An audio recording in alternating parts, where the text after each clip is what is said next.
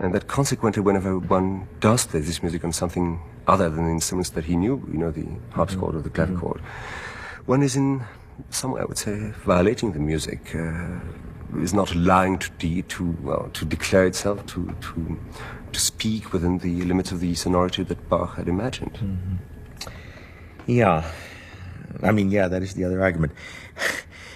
I think that's where the proposition goes off the rails, if I may say so, Bruno, because if one really believes that, then it surely follows that one also believes that Bach, you know, cared deeply about the specifics of sonority and of timbre as an element of composition.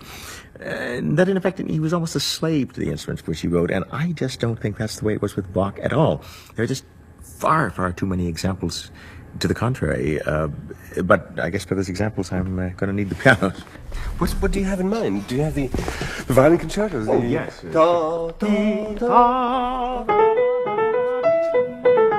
Sure, what he writes for the violin is E major.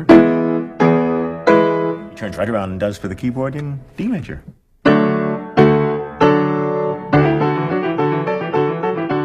And the fact that the same movements from these concertos, some of them anyway, turn up in the cantatas and are played on the organ, almost note for note. There are just countless examples of that sort of thing. And I doubt very much that if he had known the piano, he would have spent very much time worrying about whether it violated some specific sonorous intention of the music. Which does not mean, on the other hand, that he would have adapted himself to the piano or the keyboard, that he would have ever turned himself into an 18th century Alexander Scriabin or anything like that. You know, he was just too much involved with questions of structure to even worry about things like that. And the best example I can give you for that, really, is the piece that I played before, the Art of Fugue. Because that work has been, I think, performed by just about every combination you can think of. I mean, I haven't heard every recording by any means, but I've heard recordings by organists and harpsichordists and pianists and string quartets and string orchestras and more or less full orchestras and woodwind quartets or quintets and brass quartets and quintets. And I even heard a saxophone quartet play it once. What? Yeah, really? Yeah, rather good. And jazz singers making, what do they call it, scat sounds, you know. I can't do it, but anyway, that's the way it sounds. And none of those things really violated the music. It's just so secure structurally that it's almost impossible to do that. I think really there are two kinds of composers in this world, you know. There's the kind who says, I'm going to write the ultimate violin sonata or piano sonata or symphony or whatever. You know, your Paganinis or your Liszts or your Mahlers. And I'm going to reveal the potential of that instrument or those instruments like no one before me has ever done.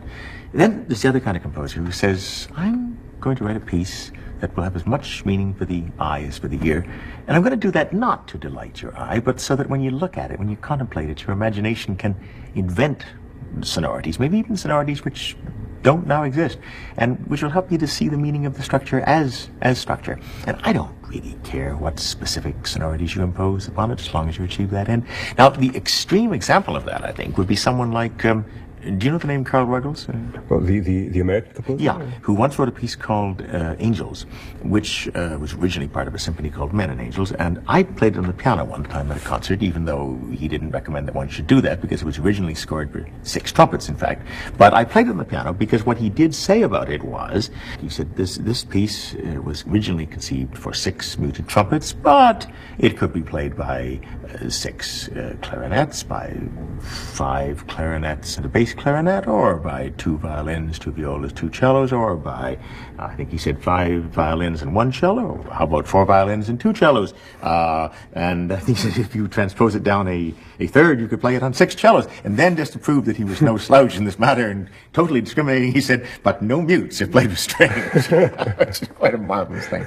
Now, I think that Bach was not as extreme as that. I mean, he was certainly, however, more inclined to that direction than to its opposite, and the progression of his life was absolutely in that direction, so that by the time you get to the end of his life, as you do with the Art of the Fugue, and he's writing works like that, which look inward to questions of structure, to the whole nature of process in music, instead of outward to questions of sonority and the question of public success and reception and all of that. And you know, you get a totally different aspect of composition. And he's writing these pieces, moreover, at a time when the world around him was galloping off in exactly this opposite direction, you know, toward a very hedonistic kind of instrumental display, you know, the Scarlatti syndrome and all of that stuff.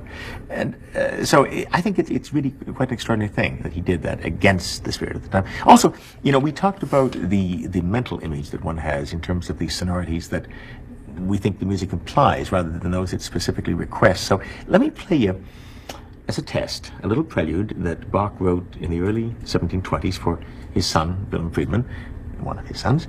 And you tell me what sonorities you think you hear as opposed to those that actually come out of the piano, okay?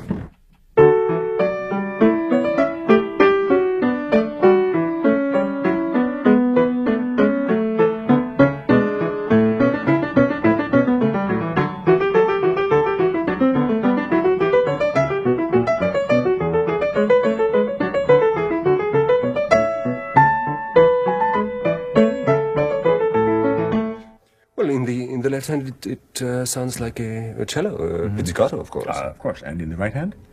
Well, it's a kind of trio sonata, so maybe a flute or a violin or even a viola in some kind of a dialogue. Exactly. And if you go on with it then, one could change the bowing in the left hand, the cello, whatever it is.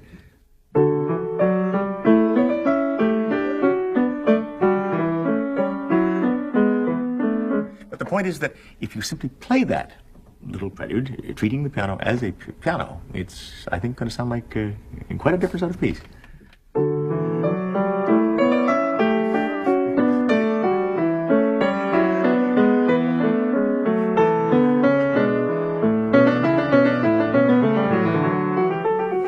But surely, Glenn, you're not going to argue that the piano is more suited to that music than the harpsichord or the clavichord.